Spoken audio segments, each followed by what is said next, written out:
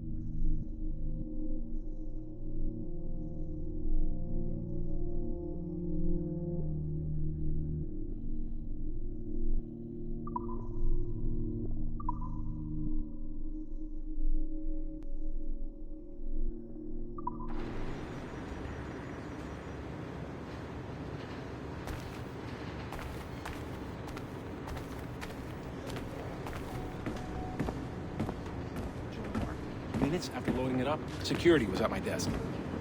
Is that what happened?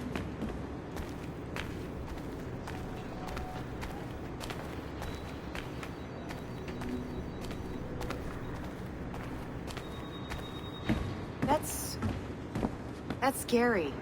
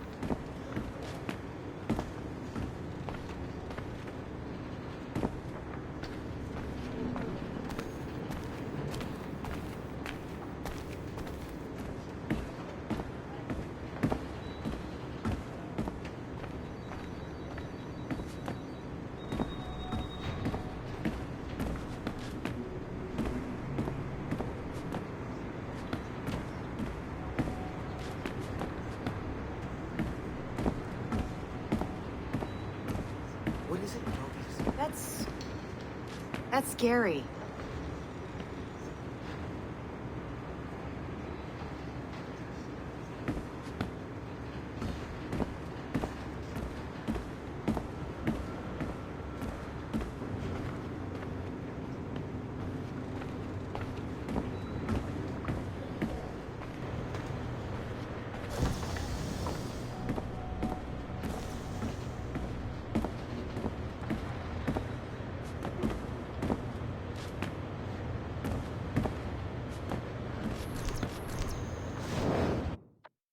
Be careful now. As the data moves, there are security programs constantly monitoring the data flow.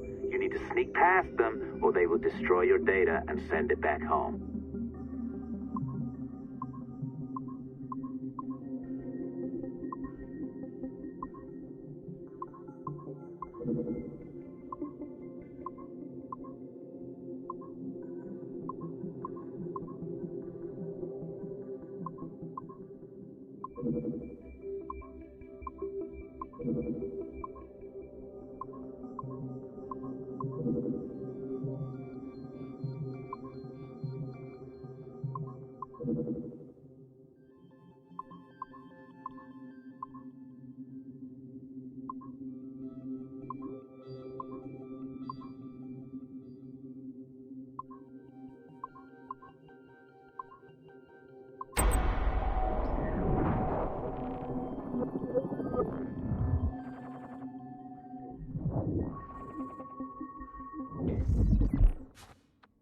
Okay, it's been a few weeks since the last recording. Sorry about that. Of course, I guess it's just a few seconds for you. We'll leap down the playlist. Anyway, I was talking about Clay. Casmeric, subject 16. So, when I fell into a coma back in Italy and woke up in the Animus Black Room, it was, so calming. It felt like I had woken up into a dream. Haze. A dream where none of this mess had ever happened. Felt like I should just be getting ready for another day of pouring drinks at bad weather and another day of complaining about being between girlfriends and wondering what the hell to do with myself. But when I saw Clay just sitting there, it started to come back, you know, piece by piece. And when he told me about Lucy, fuck, you know, it hurt. You know, realizing that I killed her without thinking or feeling anything. Not at the time, anyway. Well, then things just kept piling on. There were more memories of Ezio and Altair and the first civilization. And then, right before he vanished, Clay passed on his memories to me. He showed me everything he had seen and lived through, and it was brief, but overwhelming. Not really sure how to explain. He saw glimpses of Adam and Eve and their escape from slavery. He saw the beginning and the end of the war between the first Civ and humans. He saw Minerva, Juno, and Tinia trying to work out their calculations. At least that's what they called them. They had these tools, these powerful machines that could predict possible futures. Not what was going to happen, but what could happen. Probabilities. And, well, they spent a lot of energy trying to figure out what was the most likely scenario for the future. Theirs and ours. And in the end, I guess they figured I was their most likely candidate. Some guy named Desmond living at the beginning of the 21st century of the Common Era. But which Desmond was the right one? Because, you see, probability is a weird thing. It can branch out in so many ways. Which version of me did they need?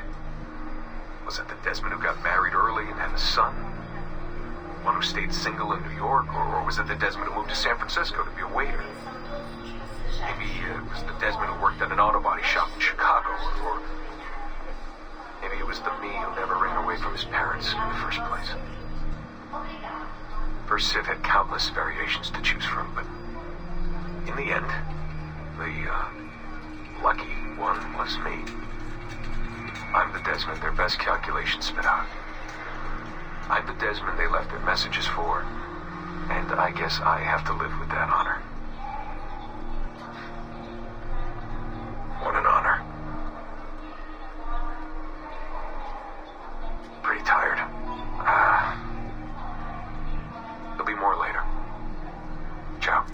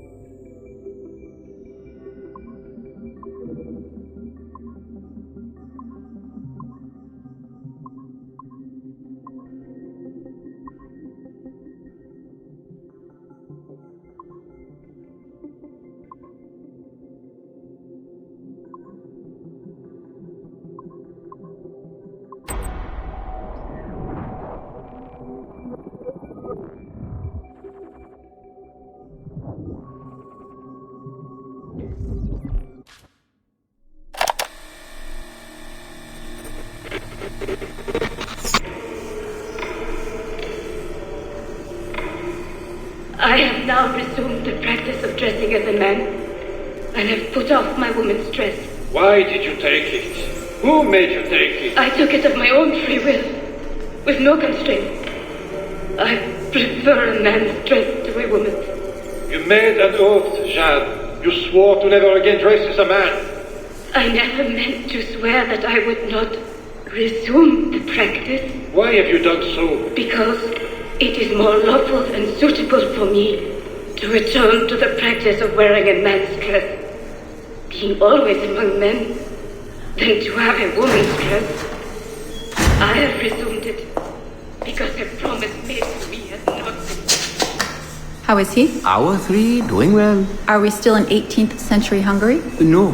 His connection is so stable, he's jumped between a few ancestors today. We're in 15th century France now. Turns out he's related to one of Joan of Arc's executioners. Surprise. Eileen, yesterday Vidic asked me to help him work out some of the bugs in his audiovisual renderer, and I told him... No. Come on, Satish, not you. It wouldn't be permanent. A few months at most. Months? That will kill every ounce of momentum we have. It won't, I promise. Honestly, I think this could help us. If I can get a look at what these people are doing, we could... Come on. He's trying to pull you over to his side. Don't you see that? He's luring you with quick victory and prestige. That's not what this is about, honestly. I need to get back to work. Eileen, I'm sorry. Do what you must. I'll survive.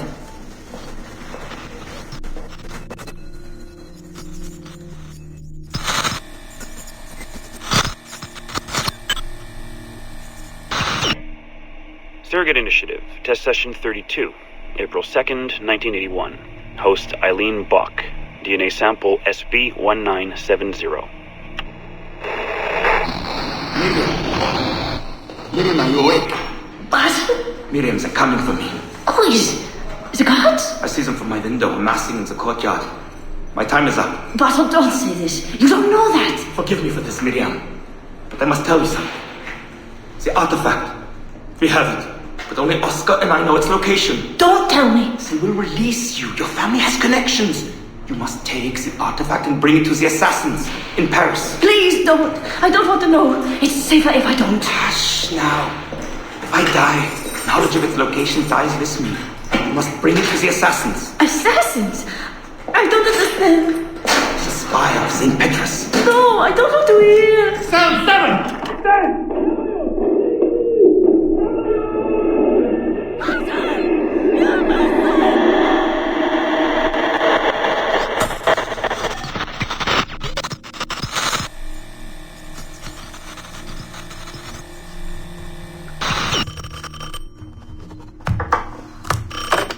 Hello? Eileen, hi. It's Carl. Carl, I know it's you. Sorry, you just sound exhausted. Did I wake you? No, I've just been busy. It sounds like it. I'm just a little tired, that's all. No, I mean, your project sounds fascinating.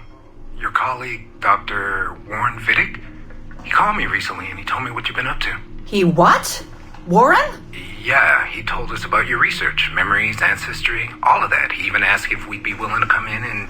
No! Jesus, no! What the hell is he doing? Eileen, it's okay. We signed some papers, non-disclosure stuff. No! He's trying to fuck me over! Damn it! Eileen, we just talked about my mother, just like you and I did.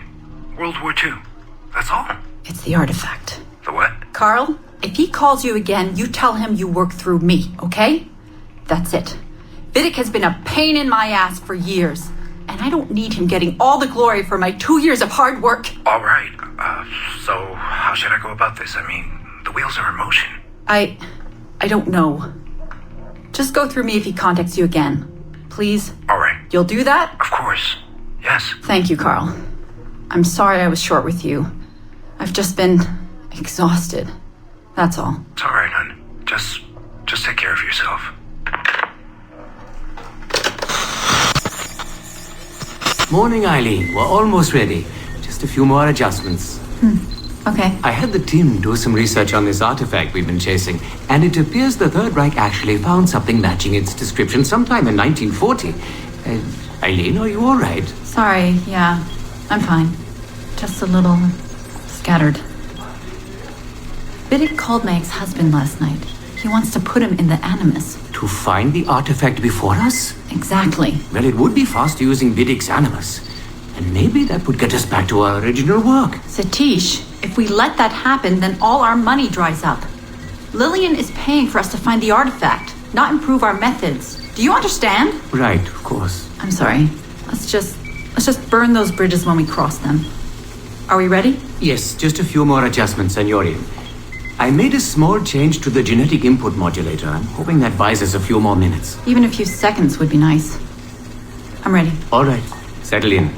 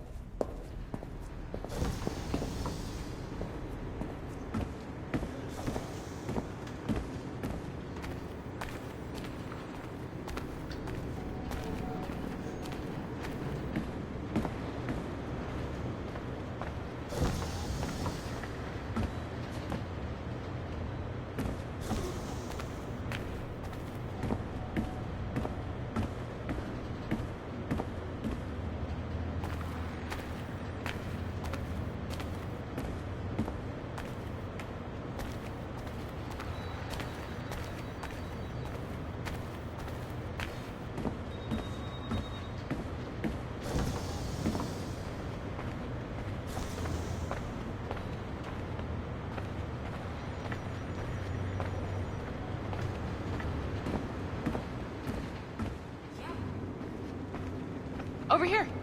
Are you ready? He's waiting for us.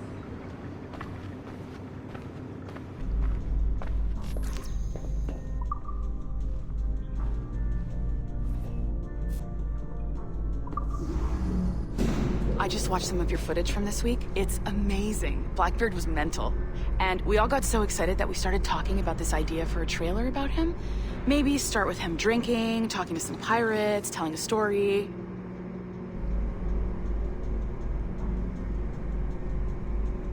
Then, we cut to him leaping across the deck of his boat and... Sorry, his ship, not boat. But jumping around the deck of his ship, swinging from ropes, and fighting like a devil. I mean, obviously we're gonna have to manipulate some of the existing footage to get it looking good, but it could be great. I'm getting a shiver in my timbers just thinking about it. Sorry.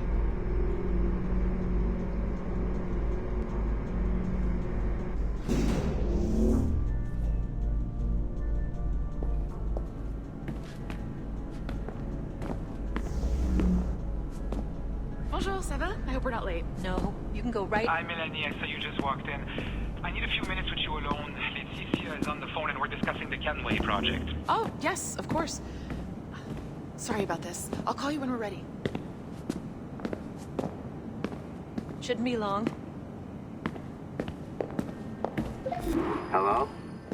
Hello? Do you have a second? Of course you do. Head to the waypoint on your map. I have another job for you. I'd like to link all the cameras in the building to a central monitoring system, but most aren't calibrated correctly.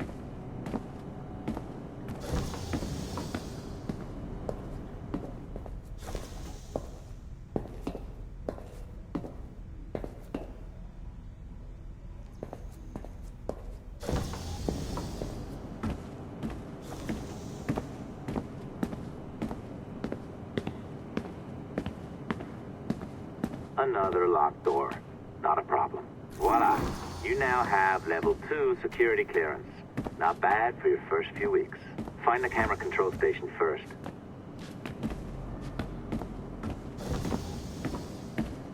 I'll update your communicator.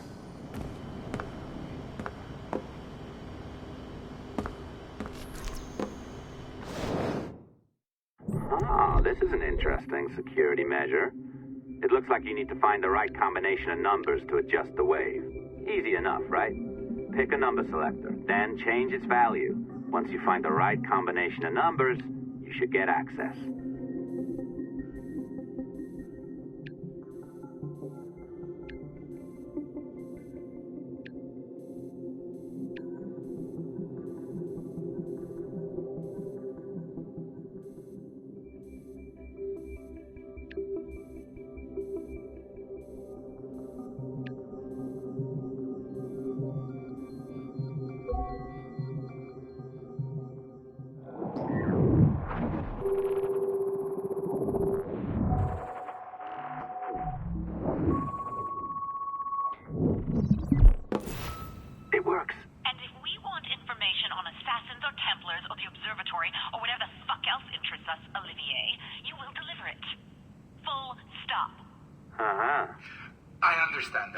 I'm sorry if that came out wrong.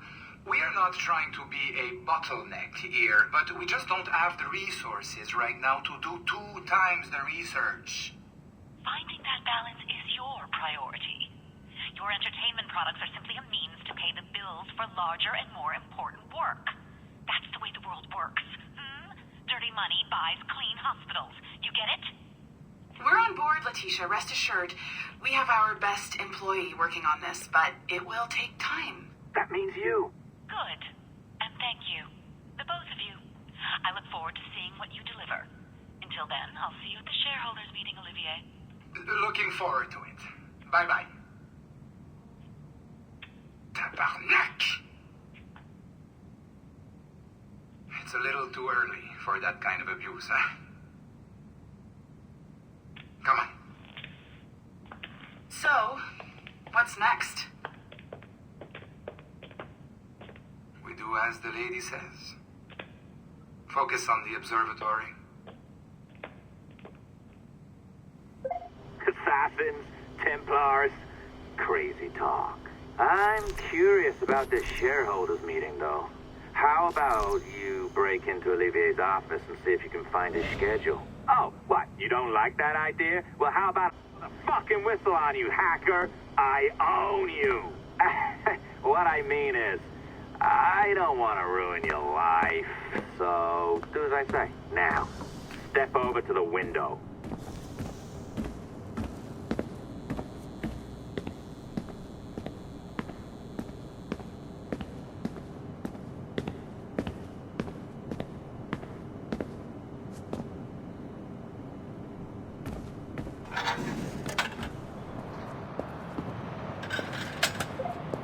Can't waltz into Olivier's office through the front door, so I've opened another route. Up we go. Did you know that Abstergo was run by Templars? Oh, yes.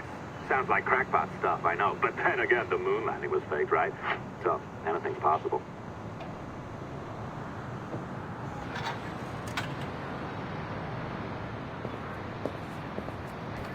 All right.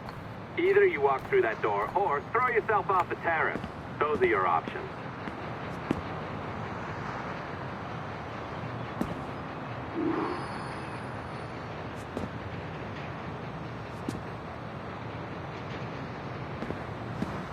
Oh, well done, kiddo. Find his computer. Make it snappy. We're looking for the shareholders meeting schedule.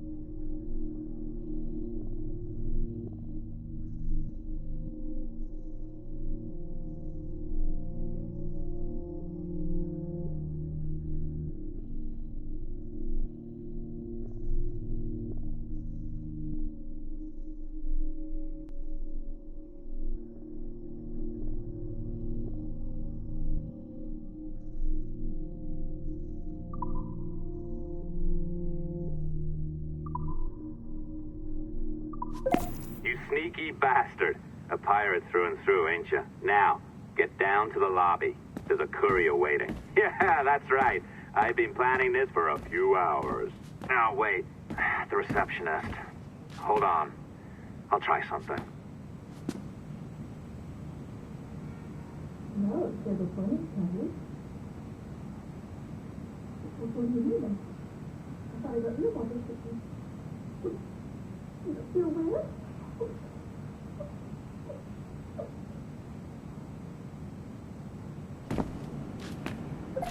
As gullible as ever. Now, hurry down to the lobby before I remotely detonate your earpiece.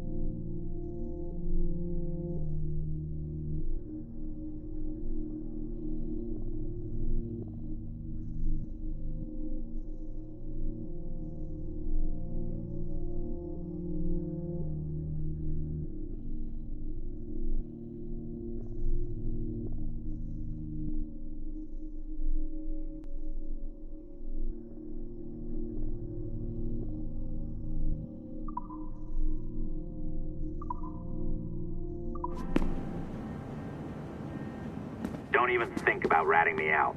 My tracks are covered. Yours ain't.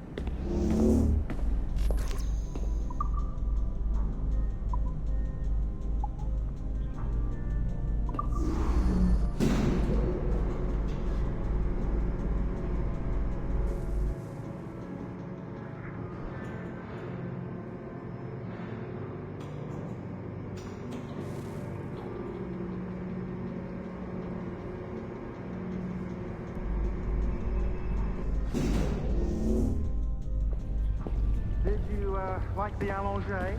I practiced. I think you pulled it a little too long. Oh, come on. It's not encrypted code, for God's sakes. It's just a bloody coffee.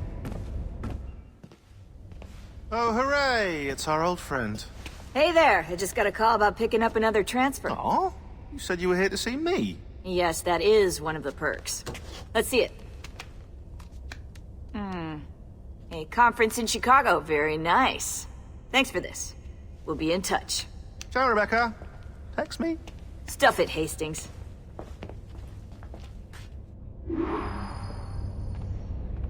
That's unsettling. To think we're not even safe where we were. Well done, friend. Very well done. Apologies for my temper tantrum there. You are with the good guys, I promise. We'll keep you safe. Trust me. Go on back to work. We'll be in touch.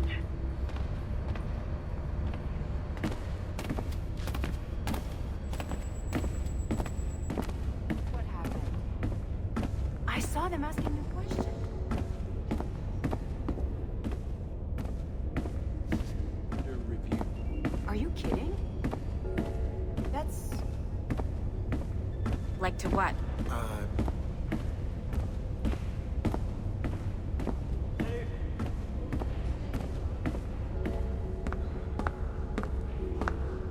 God, did I make a mistake last week?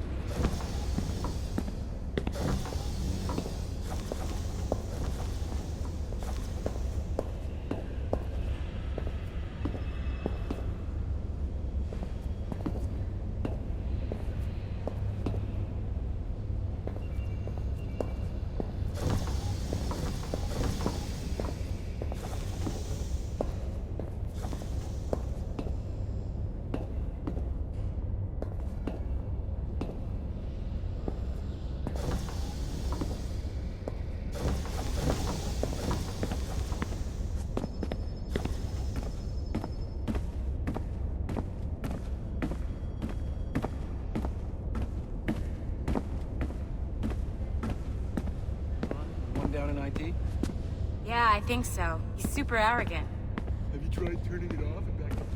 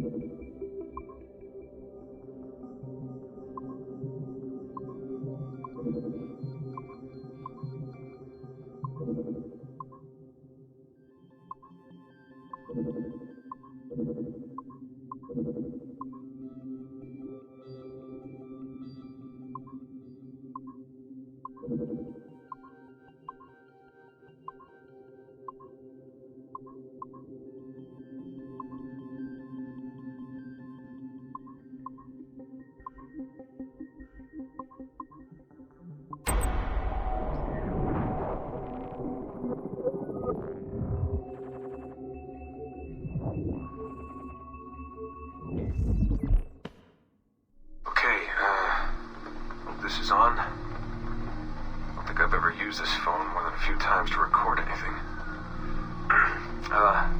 Hey, Dad. So, we're all here in New York at the motel. It's Queens, actually, in Astoria, near the NQ. Rebecca's off getting batteries for something. Sean's in his room doing whatever Sean does. And, you're out getting some food. Me? Well, I'm supposed to be getting ready to break into some offices in the financial district. Feels just like prepping for one of your old training drills, actually. 10 years go by, and then you show up, and it's like I was never gone, and we're right back to the ball busting and the conspiracies and the paranoia.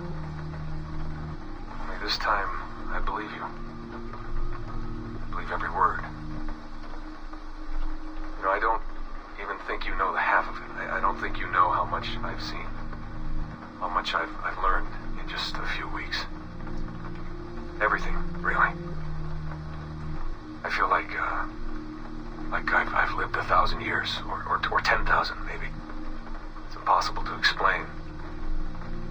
But when you see that much of the world through the eyes of so many, you can't help but be sad. And to see all these incredible, intelligent people fight the same battles, make the same mistakes over and over again. Because culture and knowledge and history, these things, they aren't passed on through our genes. Every kid on Earth needs to relearn the basics. How to live, how to survive, how to stand up for what's right. So much is lost in the transfer. So much is added every generation. It's a shame. I mean, over and over, everything must be learned again.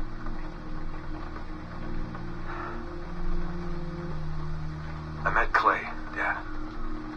Clay Gesmerick, in the Animus. I knew him by his Abstergo handle, Subject 16. My predecessor. And he showed me things. He passed them to me just before he died. Or got deleted or whatever. Everything he'd learned, everything he'd seen. God, how do I talk about this? So, guess you trained him. Huh? After I left, he really looked up to you, and now that I've seen through his eyes, I think I understand why. I'm glad you had him around, even if I wasn't there. The things he showed me. Unbelievable things. And I never... Shit. Alright, I'll back in a second.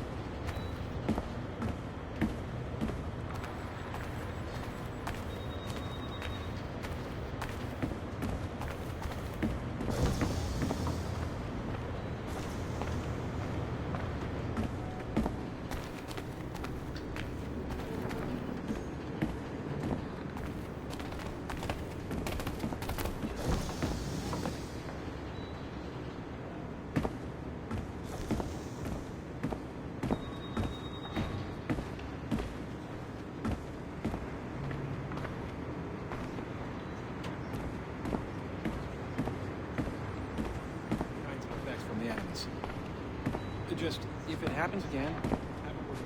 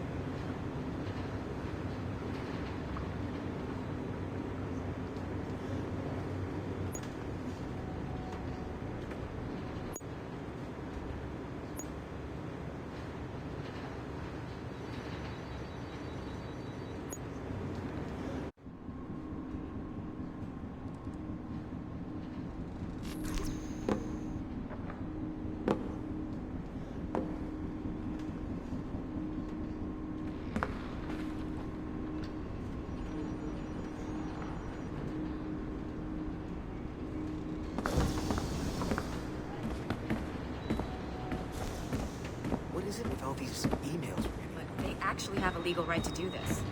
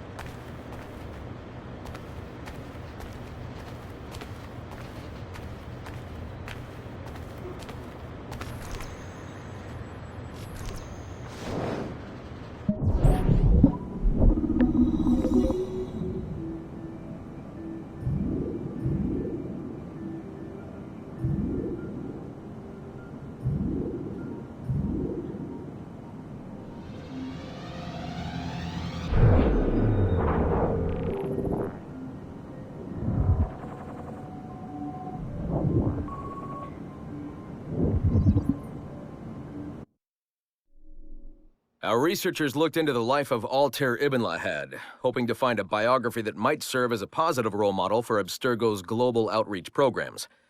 Unfortunately, this renegade assassin proved to be no such thing.